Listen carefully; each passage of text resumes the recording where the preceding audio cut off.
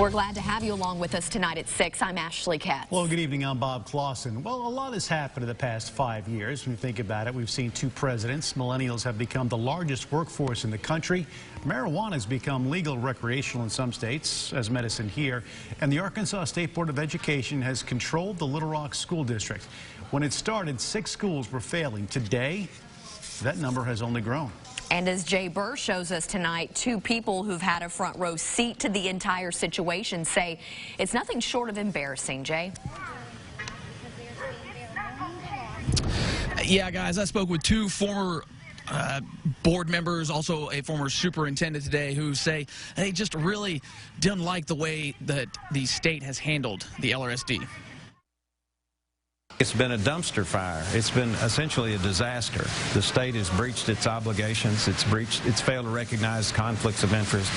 It's taken an academic exercise and turned it into a political exercise. Former board member and superintendent Baker Curris doesn't think the state has done much to help LRSD to get out of academic distress. They've done things that have really damaged schools, and of course they haven't improved performance at all. In fact, there are more failing schools under state control than when the state took over. That number jumping from 6 to 8.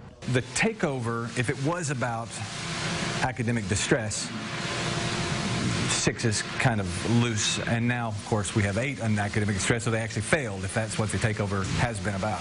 Former board member Jim Ross thinks the influx of charter schools and the way teachers have been treated has hurt the district. The damage that they did in destroying our teachers' organization, in focusing on West Little Rock to the extent of our other schools, and of bringing in the charter schools have been devastating to our school district. I'm not sure we ever can recover. Ross also wants control back without any strings attached. It's not local control. If anybody tells you it's local control, they don't know what words mean anymore.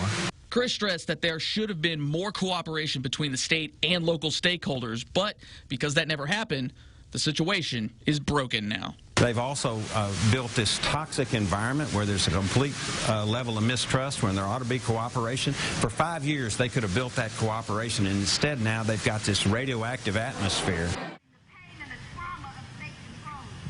And both Curris and Ross tell me that they do believe a lot of the politically driven decisions have hurt not just LRSD, but also the city of Little Rock, at least in their opinion. But we also reached out to the State Board of Education. Johnny Key releasing a statement to us saying, quote, over the last 5 years, many positive changes have positioned the Little Rock School District for return to local control. For example, a new much-needed middle school was opened in West Little Rock. A new high school in the southwest part of the city is being built without the need for a millage increase. Both teacher salaries and graduation rates have increased, and student achievement levels have improved.